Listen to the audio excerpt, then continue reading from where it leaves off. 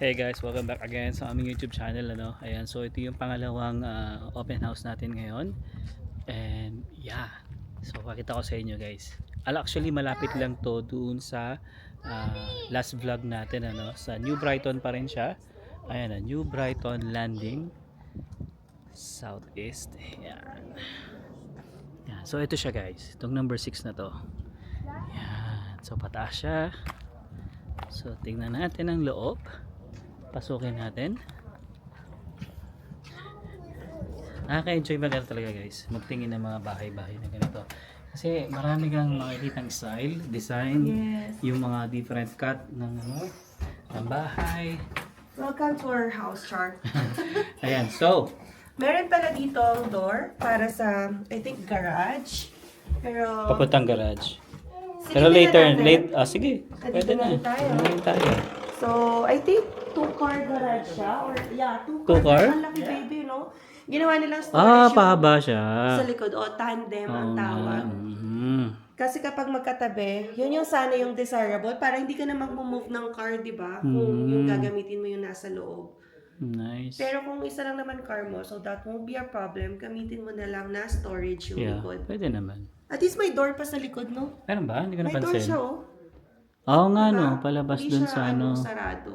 Yeah. Right? Pwede. I think nag-garage sale sila. Baka. Kasi Okay, so ito pagpasok natin guys. napakataas pala. Yeah, mataas siya. Hindi, makikita mo sa labas talagang medyo. Oo, ano mataas talaga siya. yung ano niya. Built. Yan. So, akyatin natin. Yan, carpeted na rin siya guys. Okay. Nice. Ano natin? Talk mo kitchen agad. Wow, that's nice. Oo nga. Pero dito kasi may extra washroom sila sa area pa ganun, di ba? Pero dito, closet. Yeah. So, ibang build, pero at dito makikita mo yung kitchen.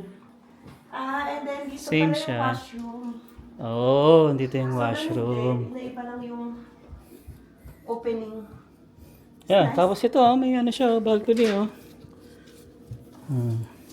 Di na tayo lalabas guys ha. Pakita ko lang sa inyo yung ano. Wala kang neighbor sa likod. Yeah. Ganda rin Oh. Oo. Yeah, Bakit ito yung makikita mo sa likod? Kaya pag nag-grow na yung mga leaves niyan, maganda rin tingnan yan. Panay green. Yeah, nice. Right. And then, ito yung ref. Medyo maliit yung ref niya kumpara dun sa nakita natin kanina, no? Pwede ka naman mag-upgrade though. There's still room may for room pa. upgrade. And then kitchen. Yeah, So magaganda yung mga ganitong tops, no? Pero mas maganda yung isa kanina. Black. Feeling ko lang. And then, Dishwasher. Yan. Yung cabinet niya okay din, maganda rin. maganda Parang yung yung kanina finish. din, oo. oh, Ganda rin. very neat. Kasi yung ibang nakikita natin guys, parang ordinary cabinet lang. Pero dito, okay siya. Then yung microwave niya maganda rin. Medyo malaki din siya. Oo. And Nice. mga steel. Yan, yung stove niya, hindi naman siya ganun kaluma. Hindi rin naman siya Ganun ka pa. ganun kabago. So, okay pa rin. Okay. Good pa rin. Well maintained. Yeah, then this one, okay, stock lang ng mga ating mga sausawan or kung ano man. Yeah, tapos may table lang siya dito, maliit. Pang, Tatanggalin yan kapag. syempre. And then, at least dito baby, may space ka for dining. Oo. Hindi yung, ano na, sala. Ay, so naughty, Zaya. Sabi may nakatira pa rin dito, no? Oo, I think. So, ilang square feet to? Check natin. Ayan. 1,250. Oh, halos same lang din siya ng isa kanina. And mas bago to, 2011 built. Pero guys, dito pala sa house, ito ay 2 bedroom. And then, like 3 bathrooms. Yeah. So, check natin. Then yung living room niya, guys, ito. Living area. Oo. Yeah, malaki din siya. Actually, ano rin siya. Wide din siya. Yeah, check natin yung view natin dyan sa may window. Maganda yung views. Parang Nice. corner pala to. Hindi, Isa hindi. sa mga corner. Hindi siya corner. Ayan, so doon tayo nakapark. Yeah. So dyan, pwede rin mag-park yung mga, kung may mga bisita. Mami, the store. Oo, car natin yan. Yan. So nice. Maluwag siya, oh, kasi kung upo ka dito, nandyan yung TV mo. Sakto din. Nice. Cover mo lang kasi ngayon dito tirik yung araw. Oo. Then, we'll go Oh, up na tayo. upstairs. Go up na tayo. Come, Sayan. Go up. Go up. Okay. Yan. So, pag-akit natin guys, syempre meron Oh, pa rin. nandito Nandito yung laundry niya. Laundry. Okay. Akala mo storage, no? Mm-mm. So, space saver. Mhm. And then, wow, ito yung kids room nila. Oh, malaki. Merong bathroom. Ang ganda. That's cute, right? Ganda talaga yung ano no, Yung ganito. Ay, Design. kaya ba to? Oo. yung nasa baba, tapos meron sa taas. Tapos, merong closet. Yeah, open mo yung closet. Ayan. Mga kids na. Kaya nagka-garage areas. Garage sila. And Then maganda nice rito, may sarili na silang washroom. Well, laki baby ng washroom nila. Spacious. Oh, may, Steps para sa bata. yeah, para kung magtututbrush siya, maghihilamos, maghuhugas. So, pwede siyang makit dyan. Then bathtub, yeah, typical bathtub. No? Yeah. Malaki. Malaki yung ano niya. Okay din. Kasi 2-bedroom siya. Kaya malaki para sa dalawang beds. Yeah, then puntahan natin tong Oh, yung master's ano, bedroom. Yung hallway nila may extra storage. Wow. Yeah. Ang galing, no? Very neat nila. Oh, ito halos ayos yung mga tupi eh. Oh. Malinis sa bahay. And I think this is the master's bedroom. Oh, pagpasok mo guys sa master's bedroom, makikita nyo agad yung washroom niya dito sa left side. Yan. So halos same lang siya ng size dun sa kabila. Yan, it's typical ano pa rin, washroom. Yan, bathtub, standing yung ano niya, shower niya. Ang ganda ng shower niya. Oh. Yan. Okay, linis ha, linis nila sa bahay. This is ba? Totoo lang. Tsaka parang ang limited lang yung mga gamit, no? Feel ko nagbabawas na nga sila. Oo, Kaya pwede. nagka-garage sale. Pwede, Kasi pwede. intention talaga na maibenta. Dito, And then at the back of the door ay may walk-in closet. walk-in closet. Yeah. Mahaba-haba. Mahaba Oo, din. Mahaba din. Okay I think din. meron pa dito, baby, oh. Tapos ito na yung kama, guys. pwede So, dito. king size to, no? Yeah, Oo, king king size. size. Laki. Yan. So, king size. Ganda, oh. Tapos yung bintana mo dito, ano ng araw. Paglulubog yung araw, tama ba? Nandyan ba? Ito yung araw. Yan. Tapos meron, uy, parang ano Pwede natin yan, ah. computer area, a drawer natin. Parang yung drawer natin. Mas mataas lang to. Mm. So feel ko, pwede dito computer area. Pwede, pwede. Pwede naman. Kasi may saksakan ng ano, LAN cable dun eh. Sa internet. So, ito, yung difference sa previous one, kung napanood niyo yung video namin, bigger space to sa bedrooms kasi dalawa lang yung bedroom sa taas. Doon kasi 3. Pero at least merong washroom din and suite sa loob ng master's bedroom.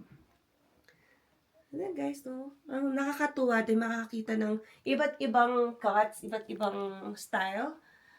Tapos, alamin mo kung ano yung fit or perfect para sa inyong family. Kasi kami, consider namin talaga din guys. Hindi sa ganda rin ng bahay, yung location.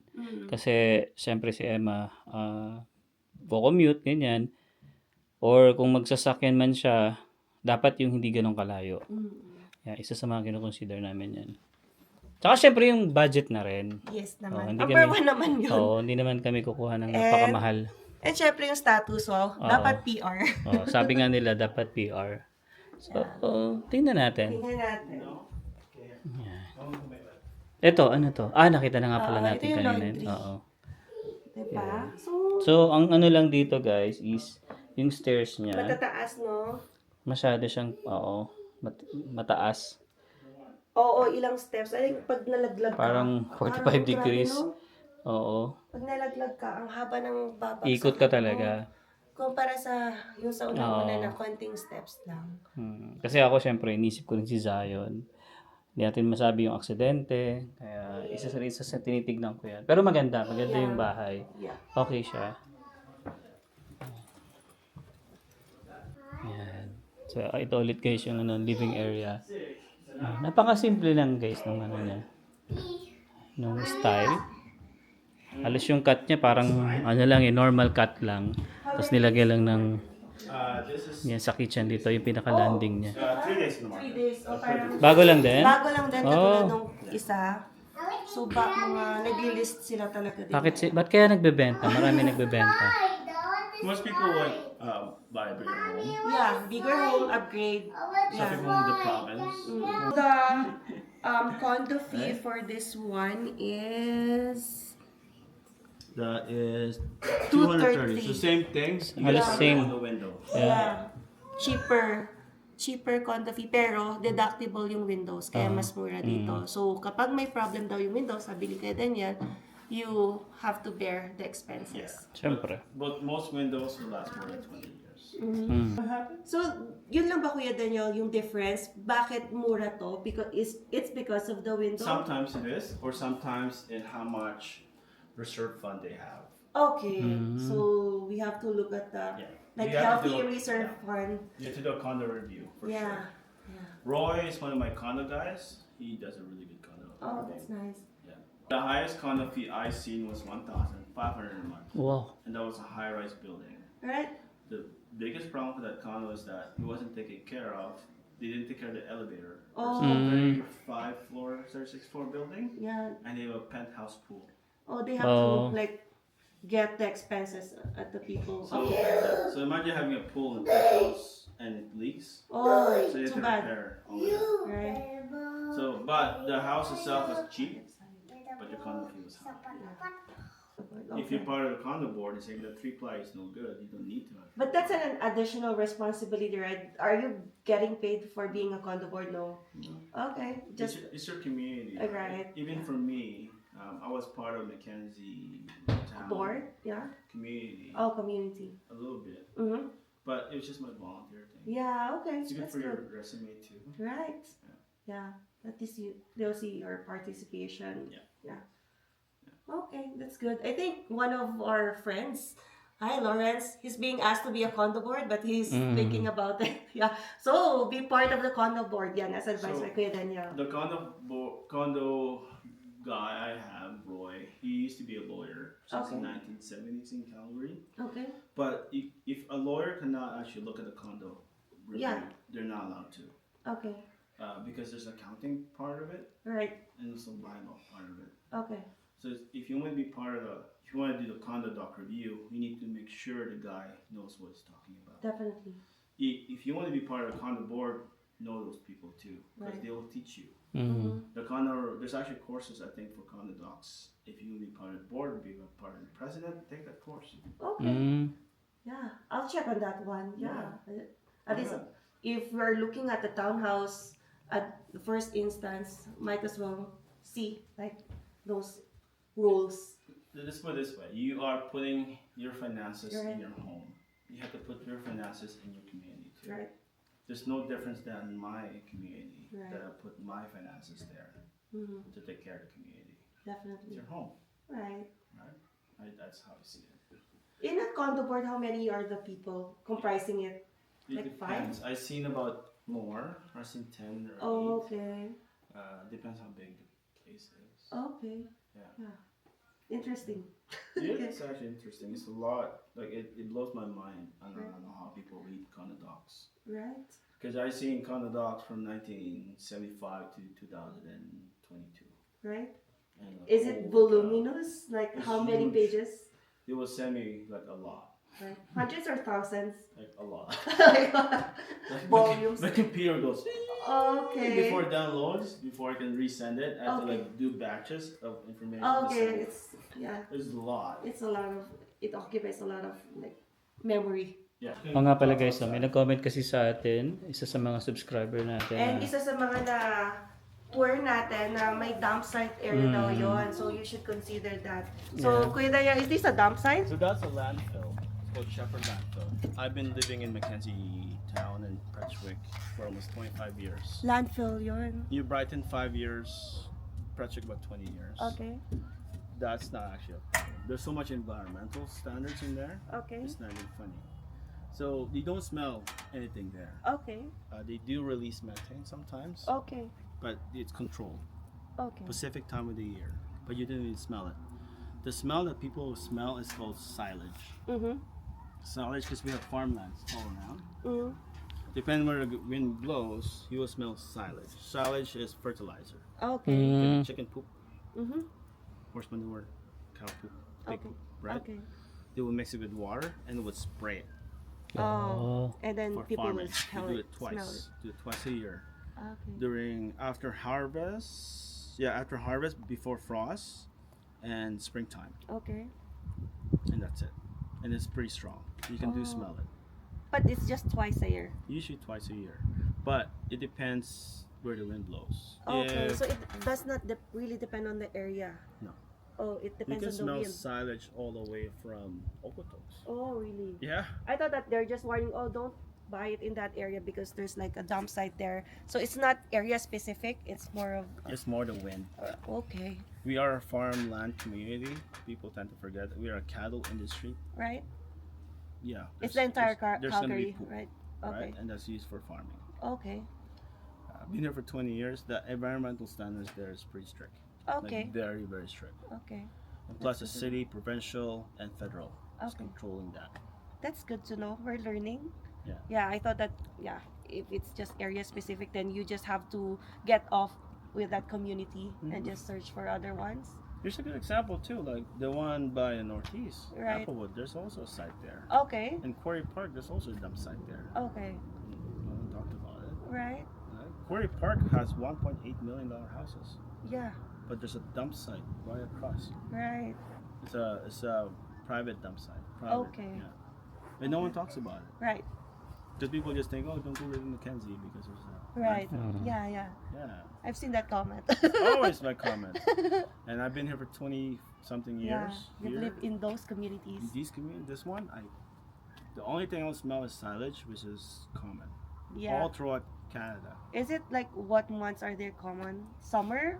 Summer they don't do Oh. silage because they're gonna do they do fertilizing more. Okay. They might do dust crop, Okay. but it's controlled too. You can't crop near neighborhoods. Okay. It's just far away. Okay. Nice to know. But the silage one is pretty common. You know that silage. Silage. It's just poop mixed with water and they spray Okay. it on the land. At least we know that. Yeah, after harvest, they spray it, and then it sits there for winter. The manure goes all the way down to the soil, Okay. create nitrate, then they put ash, and then it seeps again, and they till it, Okay. and they plant. Okay. Do it twice a year. Yeah. Okay. Did you process that? Yeah. Houses like these, the furnace will always So be guys, here. papakita ni Daniel yung furnace. Yeah. Utility.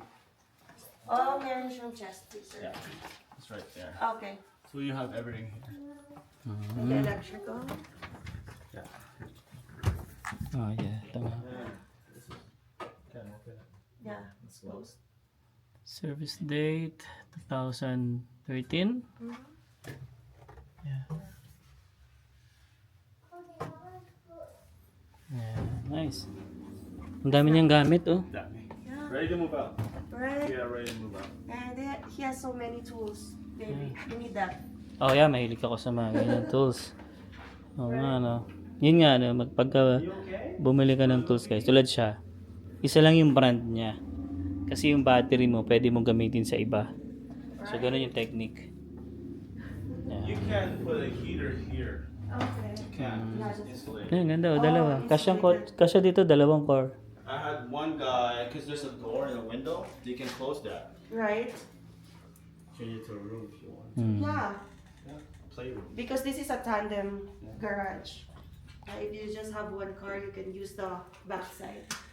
Alright guys, ayan, natapos na naman tayo sa ating house tour and nag-enjoy na naman kami makita ang different style or different layout ng mga kabahayan dito sa Calgary. So, for this day, isang community lang kami, New Brighton, but nakita namin yung difference nung dalawa, no, na na-visit namin. Pero in comparison din sa mga previous ones, I guess, yung earlier na bahay Yung na, napupusuan namin. hindi yung ngayon. Kasi it's 2 bedroom lang yung dito. Although spacious siya and may mga ensuite bath. Pero, I think space-wise din, mas maganda yung sa naunang. Sa square feet yung pag-uusapan, halos same lang sila guys. Mm-mm. Yung pagkakat lang kasi nga yung unang pinuntahan namin dito sa New Brighton din is 3 bedrooms. Ito kasi 2 lang. Yes, but still, we will keep on looking. Hindi pa naman ito final, and we are enjoying ang ating mga house tours with our realtor, Kuya Daniel. So, as always, we are grateful na sinasamahan niya kami in this journey. Alam niya rin na this will be a long process for us. And yeah, maraming salamat din sa mga sumusubaybay sa aming mga house tour at nagbibigay pa ng mga additional information na dapat namin i-take note. Yes, I think hanggang dito na lang muna, no? Maraming salamat po sa inyo. And yeah, we'll see you again on the next one. Peace!